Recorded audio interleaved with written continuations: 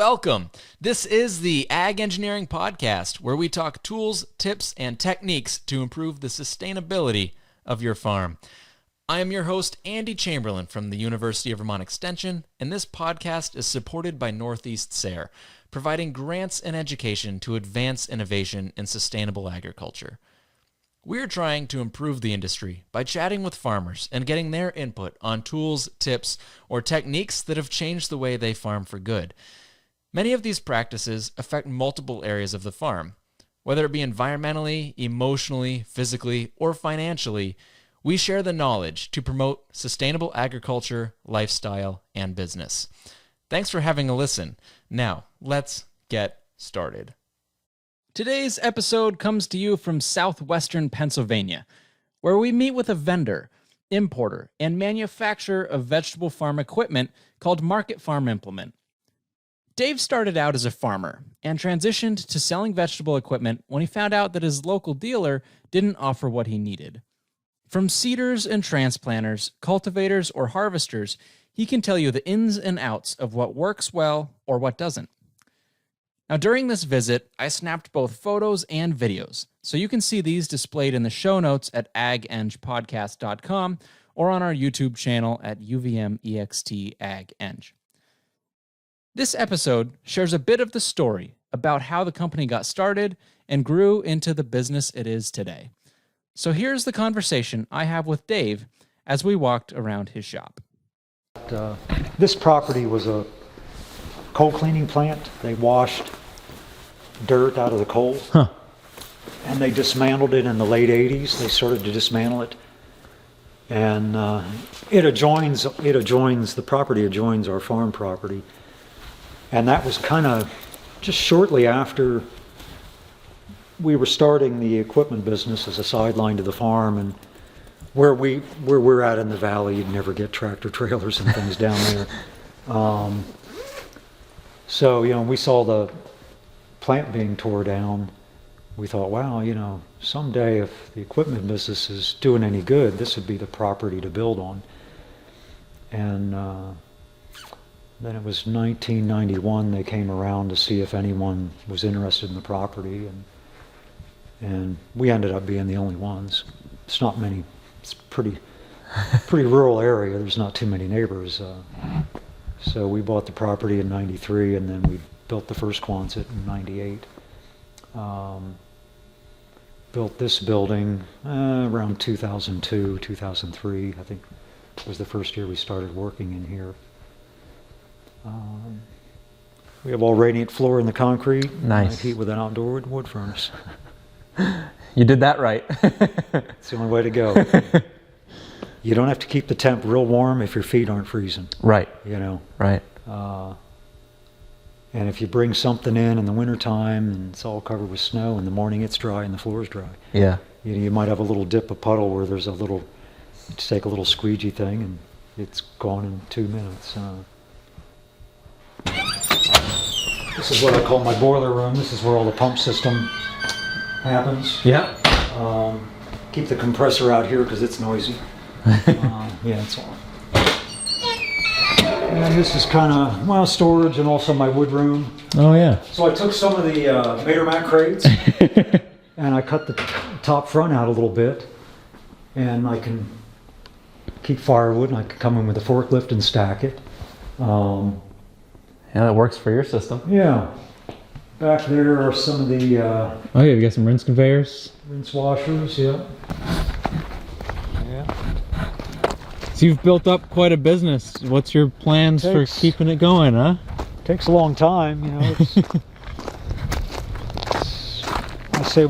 Ralph says we officially started the equipment business, I think, in '86, but of course we didn't have much product to sell. Right. Then, we realized from farming that, you go to your local John Deere dealer and you ask them, what do you plant pumpkins with? Or, they're clueless. And I went to the extension agent about cultivators, because we were certified in that. Mm-hmm. And he said, buddy, they haven't cultivated in 40 years. It's all herbicides. That was the last time I went to that guy. And, it was hard to find out. Ag Progress Days is in August, State College. that's a big outdoor show, and the family go there, the kids sit on the tractors and get pictures, and the newspaper talks about that. They don't talk about Hershey. That's not really open to the public. You pay to go to those shows, and so they're not going to mention that in the newspaper. And you got to keep in mind, the 80s, there's no internet, so you're looking for, one thing we were looking for is a rototiller, because we thought, all we're doing is large-scale gardening, and a gardener uses a walk-behind tiller of some sort. So we need one for the back of the tractor, but there again, you go to John Deere and Ford and International. I don't think they make them, because they're using 6-bottom plows and 20-foot discs. They never sold a rototiller, and there again, there's no internet, so you can't just do a search, and so this kind of stuff was really hard to come by. And I think the first show we found out about fruit and vegetable was in Atlantic City, New Jersey. And so we went to that show, and that's the first time we saw like transplanters and things that you just, wow, they actually make a machine that'll transplant. And through plastic. I mean, back then plastic was really new. In the early 80s. They might have been using it in Florida and places a little bit, but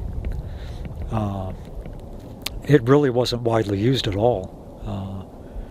We actually built, we looked at a photo of a mechanical Model 90, and we thought, oh, we can make that. So we built our first one, and didn't do too bad. I mean, a couple trips back to the shop with it when you first use it, but that's always the case. And like I say, then early on, we as we started, looking, we thought, well, if we could be a dealer for these things, we would get a booth at these shows. And we figured there must be a lot of other little growers like us around the country, and their local dealers no help. And that's how we started. And some dealerships were easier to get than others. Some of them wanted to see that you had a facility like this, which we didn't. We're just running the business out of our house. We drop shipped everything. Very little did we try to inventory, because we just didn't have the space. But yeah, over time, just keep plugging along. Then Ralph started going to Italy and found things over there to import. The future. I don't plan on retiring, but I get that feeling. Nobody gets out alive. That's the only problem. Yeah. So Mike, is that the other guy who helps? Yeah. Does he plan to? Well, Mike's 10 years younger than me, and it'd be better to find someone younger than that. Yeah. Initially. I said, my brother Ralph, now, see, Ralph's portable. An office became a laptop and a cell phone. He's portable. I'm not portable. He can fax me an order no matter where he's at, and I have to be here to process it and ship it. But do you have a lot of tillable acreage? Fair amount, yeah. I'd say, most of it's wooded. It's probably 65-70% wooded. But enough tillable, you know. I don't know if I could come up with 100 acres, but I could probably come up with 70 or so. But yeah, this somewhere right in here, there was a pretty big structure where they wash the coal. See, when you go to, I don't know the details of it, but I think it's, see, back then it was all strip mining. Now lately they've gone back to deep mining, but and some of that's all closing up now too. But see, I think when you strip mine, you get a lot of dirt in with the coal, and the coal kind of fractures into chunks, and the dirt you can wash out. So it all had to be washed. They built a lot of cleaning plants around this area. They're all gone now. Eventually they just all fizzled out, and they got away from strip mining. I think there was a point in there where I think the price of coal just dropped out, and everything closed up. But anyway, so yeah, then the late 80s, they started tearing this plant down, and there's stuff over there that we kind of inherited, an old fuel truck, and there's a tank over here, and there's one up on the hill up there. Things they were supposed to take, but I think the price of scrap, because the building was all mostly steel I-beams and things, it probably just paid to have the guys dismantle it. We called them a couple years, when are you going to get this and that? Oh, yeah. And after a while, I just figured, well, it ain't going to happen. So, Lawn ornament. yeah, it is what it is. I've often wondered if Johnny's would be interested. Yeah. But it's kind But of the an guy, import, kind of a manufacturing The business. guy from the salad machine, he was over here recently, and he stopped at Johnny's first. Terratech? Yeah. Yeah. He said Johnny's not interested. and I just got their new catalog, and There it is. everything theirs is walk behind, wheel hose, and so I can see they probably want to shy away from tractor mounted implements. It's a little, and there again, and it always blows my mind that I see that page, there's like 50 people, the employees. It's like, Yeah. because it's funny, because people come here and they're like, how many people work here? It's like, well, it's kind of just me. Ralph answers the phone, and yeah.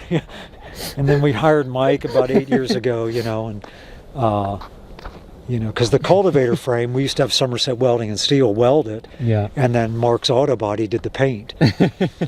And that's kind of a hassle, a lot of hauling around, and then things get scratched, and but Ralph welded up the prototypes, but we were busy enough that we couldn't, and he fabricated maybe the first few, but then we knew the guys at Somerset Welding and Steel, and we could say, can you build 10 of these and 10 of these, and so we did that. But then it's, like I say, it's nice to do it in-house, not have all that hauling around, and everything comes out a little better. And Ralph had some ideas, things he wanted to change, and so when we hired Mike, because Ralph didn't have time to do those changes, he said, well, let's try this. So Mike would do that. That looks good. Let's do this and do this. So he had a few changes that we made from the original design. But yeah, then with Mike, and we could kind of do it in house, and he can weld and paint, and we need him for other things as well. So, Has business been growing, or has it been pretty? I'd say it's always been consistent? steady, but the mix of what you sell changes every. It's Okay. just like the hemp thing now. Rainflow stuff. Well, and anyone that makes plastic equipment, doesn't matter who really. We mostly only deal with rainflow stuff, a little bit of mechanical, their Model 90 mulch layer, but mostly rainflow stuff. There's other brands we could get, but we don't bother with it. So yeah, in the last 2 years, that's, Right.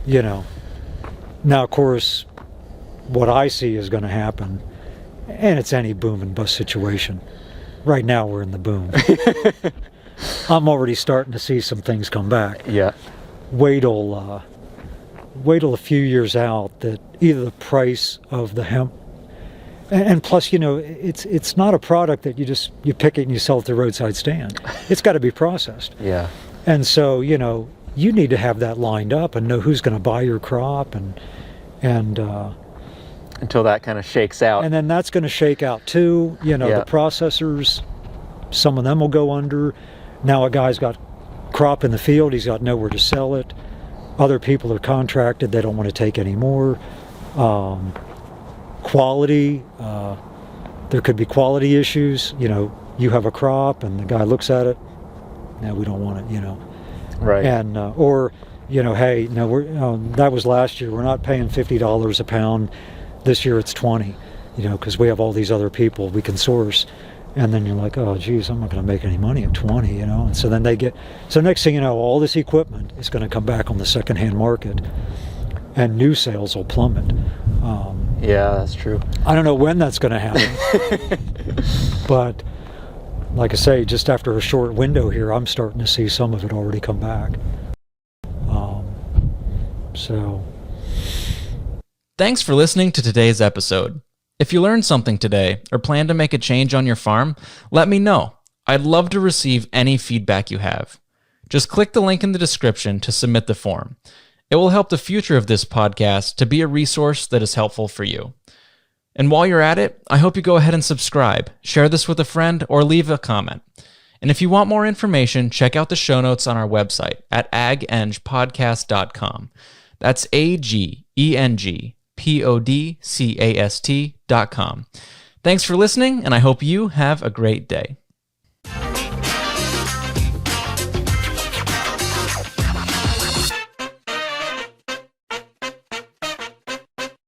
The proceeding has been a production of University of Vermont Extension. For more information on Extension, log on to www.uvm.edu/extension.